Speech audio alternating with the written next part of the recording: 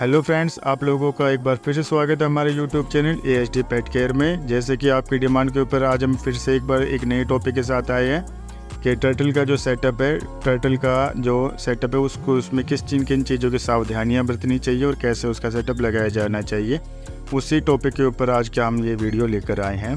Friends, इस video को देखने के बाद या देखने से पहले मैं आपको एक सलाह ज़रूर दूंगा कि पीछे हमने एक वीडियो बनाई थी जिसमें हमने बताया था कि कौन कौन से टर्टल इंडिया के अंदर बैन है। उसका लिंक मैंने डिस्क्रिप्शन बॉक्स में दे दिया है। प्लीज़ एक बार उस वीडियो को ज़रूर देख लीजिएगा ताकि आपको ये चीज़ समझने में काफ़ी आसानी हो कि कौन कौन से टर्टल इंडिया के अंदर बैन है। अब हम आते हैं इस टर्टल के ऊपर। इसको फ्रेंड बोलते हैं रेड ईयर स्लाइडर। कई लोग इसको सिंगापुरी टर्टल भी बोलते हैं, बट ये जो सिंगापुरी टर्टल बोलते हैं वो बिल्कुल गलत है। इस जो टर्टल का जो ओरिजिन जो है वो साउथ USA और नॉर्थ मैक्सिको से है। इसका जो साइंटिफिक नेम है वो है ट्रेस्मिस स्केप्टा एलिगेंस। टर्टल को काफ़ी लोग पेट के तौर पे पालना पसंद करते हैं। और अब हम आते हैं कि टर्टल एंड टोरटोइज में क्या फ़र्क होता है। टर्टल एंड टोरटोइज में फ्रेंड्स काफ़ी फ़र्क होता है। टर्टल जो है वो पानी में एंड लैंड पे दोनों पे रह सकते हैं, पानी और ज़मीन दोनों पे रह सकता है।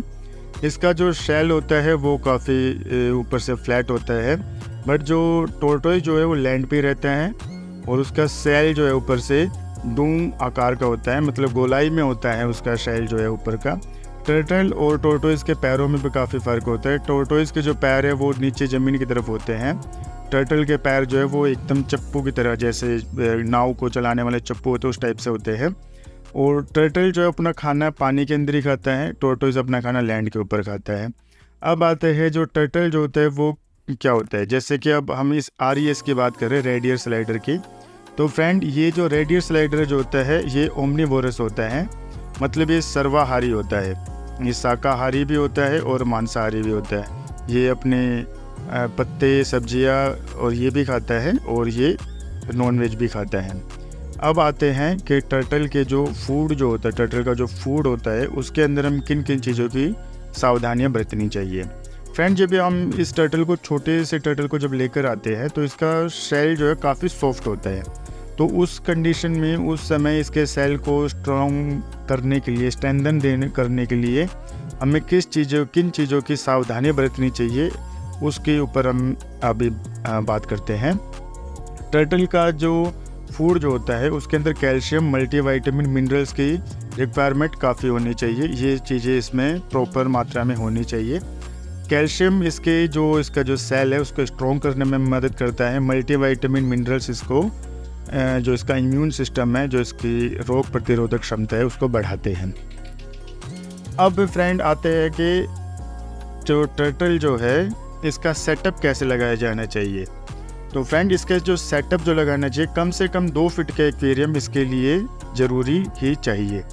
उस एक्वेरियम के अंदर जो 2 फीट का एक्वेरियम है उसके अंदर एक एरिया आपको बास्किंग एरिया देना पड़ेगा, मतलब कुछ इस हिसाब से सेटअप लगाना पड़ेगा। कुछ स्टैंड या कुछ ऐसा लगाना पड़ेगा जिसके ऊपर ये आराम से जाकर बैठ जाए, सूखा होने के लिए अपने आप को सूखे में बैठ जाए और जब इसका मन करे तो ये पानी में आ जाए। जो पानी के अंदर जो है हमें एक फ़िल्टर भी ज़रूर लगाना चाहिए ताकि इसका जो पानी है वो साफ़ रहे।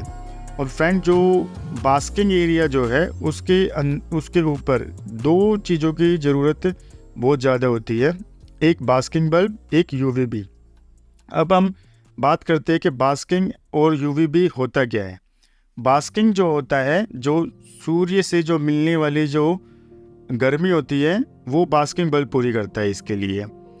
और जो UVB जो होता है, जो सूर्य जो सन रेज से जो UVB अल्ट्रावायलेट जो रेज आती है वो होती है। अब बात करते हैं कि बास्किंग एंड UVB की रिक्वायरमेंट क्यों बढ़ती है इसको। फ्रेंड, जैसे कि हम जानते हैं कि जो टर्टल जो होता है वो कोल्ड ब्लडेड रेप्टाइल है।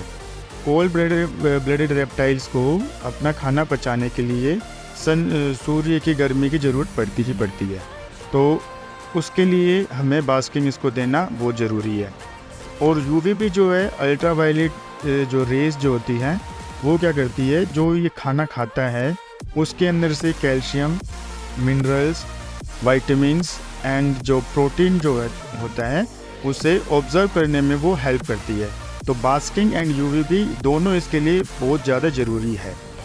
इस चीज़ को अगर हम बास्किंग एंड यूवीबी नहीं लगाना चाहते, इतना खर्चा नहीं देना चाहते, तो एक फ्री एडवाइस है कि morning early in the morning की आपको इसको धूप कम से कम 45 मिनट से 1 घंटे की धूप दिखानी बहुत ज़रूरी है, क्योंकि जो नेचुरल जो सनरेज़ आती है उसके अंदर, मॉर्निंग की जो नेचुरल सनरेज़ आती है उसके अंदर यूवीबी एंड बास्किंग दोनों की इसकी रिक्वायरमेंट पूरी हो जाती है। अब आते हैं कि जो टर्टल जो है, जो उसका जो पानी जो हमने लगा रखा है उसका टेम्परेचर क्या होना चाहिए। फ्रेंड्स, टर्टल का जो पानी का जो टेम्परेचर है वो कम से कम 28 डिग्री होना चाहिए, और जो विंटर सीजन जो होता है, सर्दियाँ जो होती हैं, उसके अंदर वो 30 डिग्री उसका टेम्परेचर होना बहुत ज़रूरी है।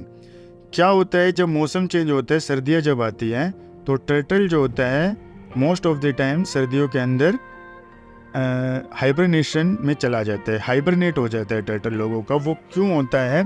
क्योंकि लोग जो टर्टल का जो पानी का जो टेम्परेचर है उसको नहीं, मतलब मेंटेन नहीं कर पाते हैं, और जब मौसम चेंज होता है तो टर्टल का हाइबरनेट होना और हाइबरनेशन में जाना नेचुरल है, ये इसके जीन्स के अंदर है, इसमें कोई प्रॉब्लम वाली बात नहीं है। लोगों की काफ़ी क्वेरीज आती है सर्दियों के अंदर कि सर हमारे जो टर्टल जो है उसने खाना खाना छोड़ दिया है, वो साइड में एक कोने में जाकर बैठ चुका है और वो बिल्कुल भी एक्टिव नहीं है। ये कोई इसमें ज़्यादा टेंशन लेने वाली बात नहीं है, ये नेचुरल थिंग है, ये नेचुरल है, ये इसके जीन्स के अंदर हाइबरनेट होना। जब मौसम चेंज होगा तो ये हाइबरनेट हो जाता है।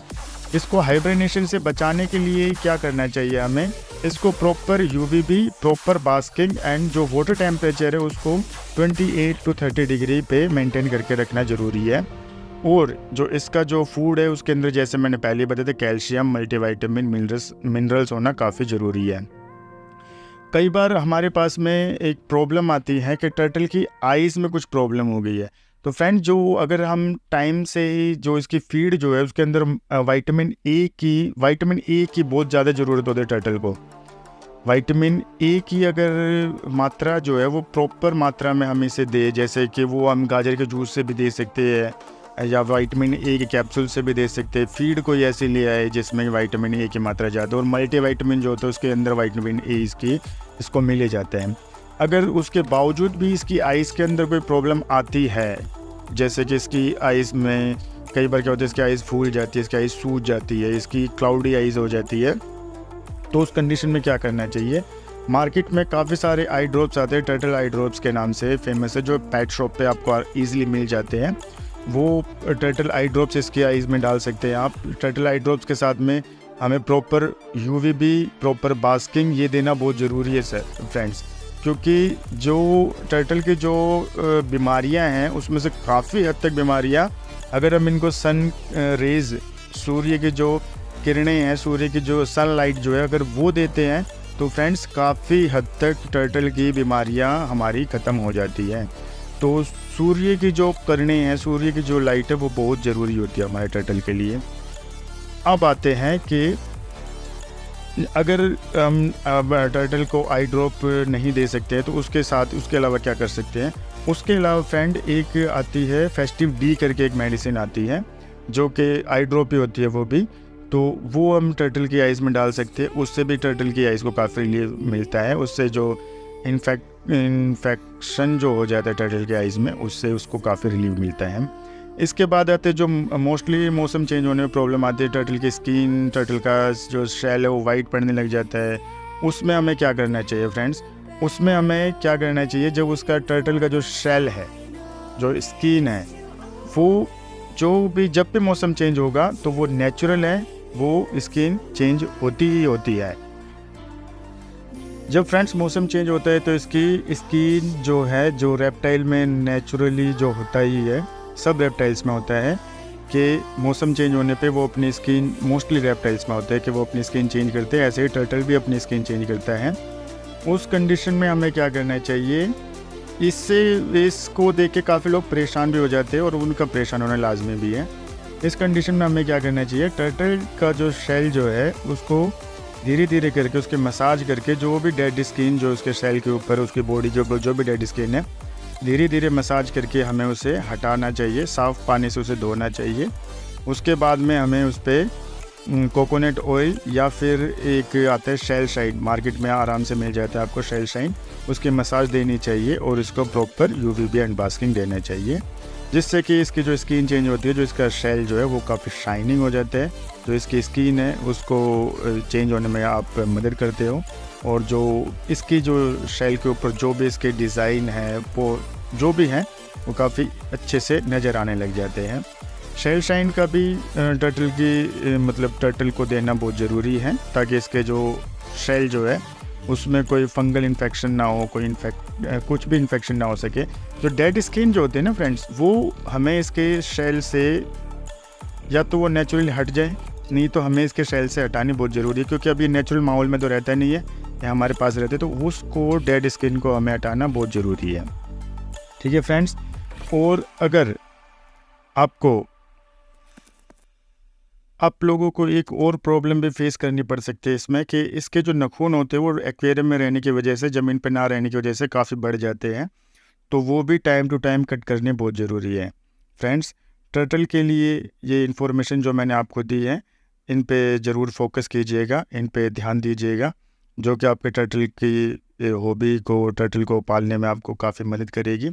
अगर आपको ये हमारी वीडियो अच्छी लगी है तो प्लीज़ लाइक एंड सब्सक्राइब ज़रूर कीजिएगा, और ज़्यादा से ज़्यादा शेयर कीजिएगा, और कमेंट सेक्शन में ज़रूर कमेंट कीजिएगा।